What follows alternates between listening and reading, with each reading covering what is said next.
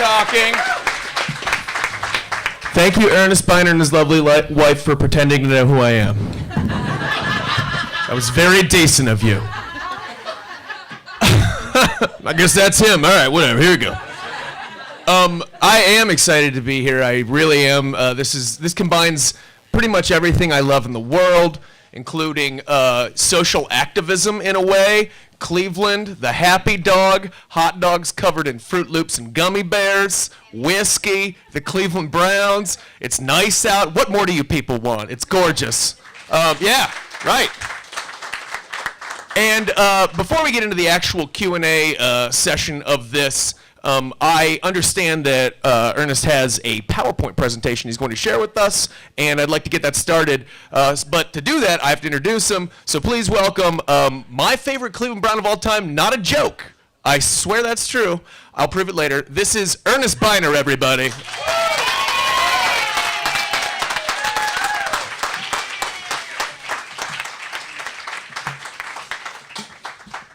I want to thanks Mike for the introduction. Want to thank my wife for being here. Want to thank Patrick. Patrick, a lot of things have come together because of you, and I appreciate it. Thanks for the love, man. And also I want to thank Sean and the lucky dog. The lucky dog, huh? Happy dog. I've been both saying great lucky, dogs. but both are good dogs. So I'll tell you that. Yep. One of the things that one of my favorite sayings happens to be up here on the screen here. Perfection sought and progress accepted. Perfection sought. Progress accepted. In a lot of ways, that's how I played the game.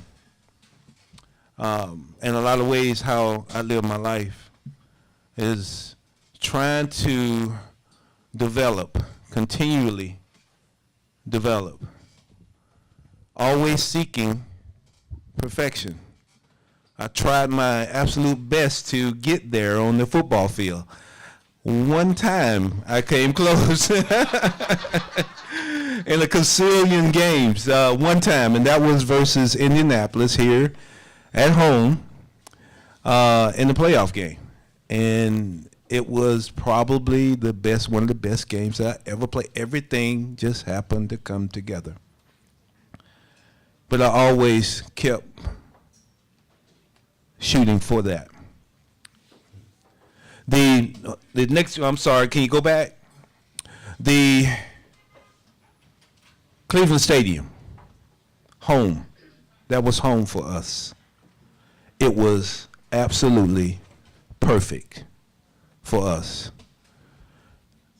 The fan connection there, the history that was involved, but also that wind and cold ass wind, boy, you were talking about, it worked us tremendously, but it was an advantage. Were you ever in those restrooms that we had to use? Because it was not exactly perfect. No. It was horrifying. A couple of times I went to those. Well, yeah, slummed it down there. Yeah. I think Tina You grew up fast. I think Tina went to a couple of bathrooms in there. Go ahead to the next one, please. Keep going. My experience. I talked a little bit about, trying to be perfect and working my way, through the development process. I mean, we kind of working on some of that over with the Browns at this point. They're working through their development process. Keep going. Always dealt with failure, with disappointment. Always found a way. How you do this, Mike? Help a brother out. Thank you. Always had the ability to use whatever happened and take it and make it something productive. loss, any doubt, anybody doubted me, anybody said that I couldn't do something, I took it and used it. Whether it was positive or negative, I used it. But this right here, nothing prepared me for that. Absolutely nothing. And it was such a devastating thing because it was late in the game. It happened late in the game. And so I didn't have the ability to go back on the field and really make amends. And it was the end of the season. So as we progressed, the further away that we got from the fumble, the more it laid heavy on my spirit. And the more it made it more and more difficult for me to be free. To absolutely be free. Self-consciousness, starting to worry about what other people were thinking, what they might say, because at any point, if I was out doing any type of appearance, I would hear about it. Somebody would yell out, "Fumble!" And each time I heard it, it was, so I had to leave. Now, those teams though, the teams that 84, 85, 86, 87, even 88, the development process, building those teams, the growth that happened within those teams, we cared more about the success of the team than we did for our individual successes. To me, the needs of the many, this is, who knows Spark? There we go. Somebody knows Spark. The needs of the few outweigh, the needs of the many outweigh the needs of the few. And on that particular team, it did. We did a whole lot of things to help each other develop. Go ahead. I know this is not a good picture. Y'all probably don't like that. I'm sorry. But Mr. Modell was a player's owner. He took care of us. He gave us the opportunity in a lot of ways to develop. I don't know if you all have heard about the inner circle. He was cutting edge as far as trying to help guys that had different issues develop themselves off the field. He was one of the first owners that understood that if the players were better in their individual lives, then there'd be better players, better people, better players. The gathering of the players, the support that he had, the team and the depth chart that we had was tremendous. It was loaded. Tremendous. Each position had competition. Each position. I mean, you look at some of the ways that somebody goes down, somebody steps in. Somebody goes down, somebody steps in.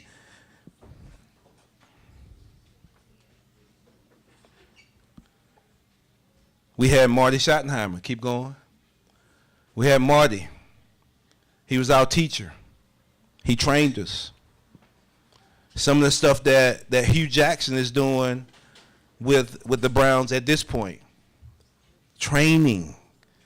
Holding accountable. Making sure that guys understand what is needed, what the roles are, how to continue to develop. He encouraged us. He challenged us. When we practice, the expectations were high. He was straightforward. I mean, sometimes I mean, this is, if you tell me what you need, I'm going to try to give it to you. I'm a man that wants to know how I stand. Marty let us know how we stood in each situation. Marty was the main reason I got the opportunity to start with the Browns. I mean, when I say start, I mean start in games. The day after the games, sometimes you didn't want to go to those meetings. Did not want to go to those meetings. Because Marty, if you know, and you basically know after, matter of fact, you know during the game when you messed up and you're thinking about that Monday meeting. We go to the Monday meeting and Marty was holding us accountable, pointing out the things that we needed to do and grow. The team, how we competed, how we encouraged each other, how we challenged each other. Don Rogers, this is in the playoff game. Kevin Mack, Frank Minifield, Hanford Dixon, challenging each other on a daily basis. Bernie Kosar and Gary Danielson. When Bernie came in, Gary was the starting quarterback. Now, Gary pretty much knew that he was going to probably succumb to, but you think Gary wasn't competing? You think Gary didn't want to hold on to that job? So it made us all better, made us a better team. Langhorne, Slaughter, Brennan, Kevin and I, Don Rogers and Felix Wright, competing, encouraging each other, holding each other, and you know, they always say iron sharpens iron. It's the truth. Go ahead. The other support, and I have to say this about the support that I had. We had one of the best offensive lines in the NFL. Yep. Again, the depth was tremendous. Mike Babb, he was the center. We had Greg Riccozzi around him. Mike went down, Greg stood in. Dan Fike actually in 1985 blocked for in the new league, the new spring league. What was it? It wasn't World Football League. But anyway, he blocked for two guys that rushed for 1,000 yards that year in that league, and then came over and blocked for Kevin and I. That's some ass kicking. Next one, please. Now, this is another way that I was challenged. Eddie Johnson. They called him the Georgia Assassin. Now, Eddie looks meek and mild right there, doesn't he? Looks like he's gentle. No. Not to me. In training camp, every time I went up in there, Eddie's hard head was meeting me. No, rookie, you ain't getting nothing up in here. It's not happening up in here, rookie. But I kept going back in there, though, until I earned this respect. Ray Ellis. A lot of people probably don't know Ray Ellis. He came from Philly. He was a tough guy. We needed some help at the safety position. When Ray got here, first day at practice, I looked at him. I said, yeah, he has to know how we do things here. He has to know. So I'm the perfect guy to tell him or show him. As soon as I could, I jumped in his chest. As soon as I could. I mean, I grabbed him. We went at it a little bit. And all of a sudden, then boom, okay, we're good. We were ready to go. But I felt like I needed to let him know what the mentality was here. How we were going to play. How we needed to practice so that we can go out and do the very best that we could.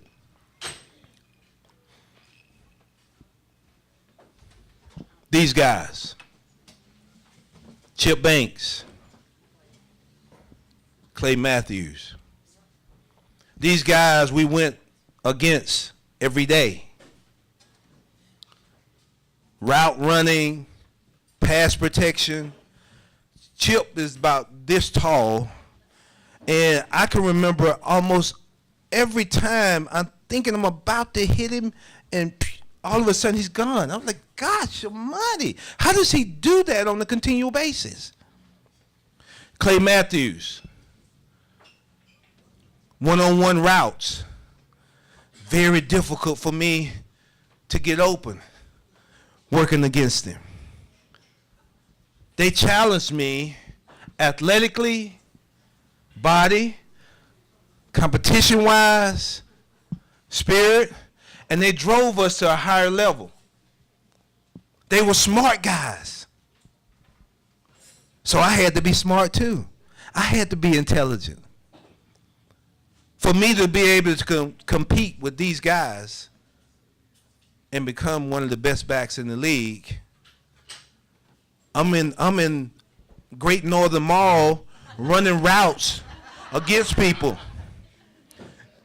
I'm serious. Y'all think I'm playing, don't you? Tell them, TB. I'm seeing holes in people and scooting through them in the mall. Trying to get better. Trying to defeat these suckers too. Next one, please. How we grew. So we were. It's a weird combination. I bet, yeah. It's gonna get better. Can't wait to hear where this metaphor is going. So we were put together. We were challenged. We challenged each other, but we also loved each other. And one of the reasons we did, or how we became to love each other, was to go over to each other's homes. This is gumbo. And we started off cooking gumbo at different guys' house. Herman Fontenot was one of the running backs. Again, we competed, but we were also over at each other's houses, relaxing, enjoying each other, getting to know each other, so that unspoken language out on the field could be enhanced. Not just for that, because we enjoyed each other as well, but the benefits were on the field as well. I actually cooked this gumbo now. Really? Y'all don't think I did? Okay. She's blown away. But every Thursday, we used to go to the TGI Fridays as a group. And it wasn't offense, defense. It was team. We went there, we hung, we drank too much. Okay, but we bonded. We really, really bonded.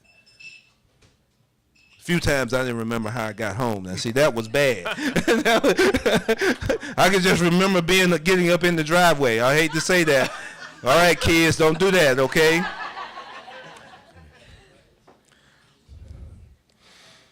Okay, go ahead. Now, this is one of the connections that are still here, that I still have, and it's with the fans. I mean, the energy, the excitement, the drive for us was that connection. I can remember on a Monday night game, we were playing Pittsburgh at home. I come out of the tunnel, and it was like somebody hit me with a defibrillator. I felt the energy.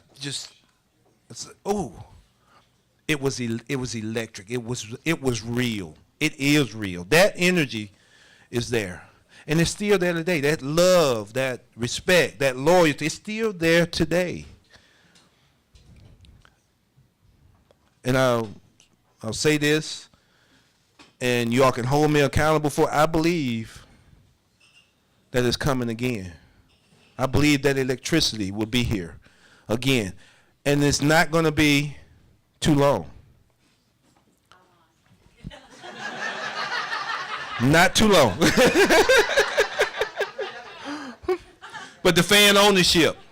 I mean, when you, and I tell the story, and you all, some of you might have already heard it, is I became a fan of the Cavs when I was here. I bought season tickets. So we would go to the games, had pretty good seats too. Saw Michael Jordan, we had to spell it out. But saw Michael Jordan. But when we went to the games and the Cavs lost, how do you think I went home? I felt like I lost. So that connection I got firsthand. I understand. It's a we thing in Cleveland. It's a we thing. It's family. It's ownership. Now we'll cut this short. This is a takeaway for me tonight. Team, the leadership on the team, the leadership from up top to the coach, to the GM, to the coach, to the players, leadership within the players was needed. The mentor as a coach, because Marty took us under his wings. He was a father figure to me. And I model my coaching, my communication with my players after Marty. Player ownership. Staying constantly motivated. This is something that I would encourage you all to be as well. Stay constantly motivated. Whatever you choose in your life, whatever job, whatever occupation, whatever it is, stay motivated. Keep getting it right. And when I say getting it right, sometimes we're not gonna get it right. It's not gonna happen. But we have that potential to keep pushing towards it. Whatever happens, never die.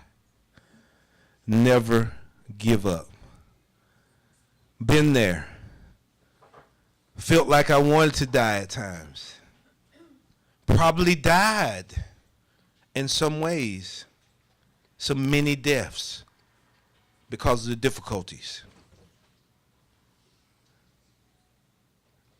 Probably many people in here that have had some many deaths in their lives that you can take and use to be motivated.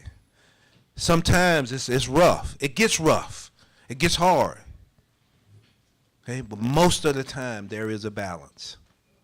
And it comes. Just keep breathing. When I say breathing, deep, controlled breaths. Deep, controlled breaths.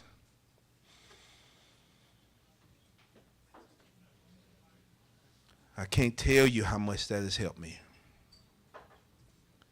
Mentally, spiritually, and physically. It has helped me to maintain a balance. I want to encourage you all. Breathe. Focus. Keep developing. Keep getting inside so you can love yourself from inside out. We call that agape love, the God love, where you can really feel the energy. And by being able to love yourself from inside out, we're able to love others even more so. Good? Thank you. It's Earnest Byner, everybody.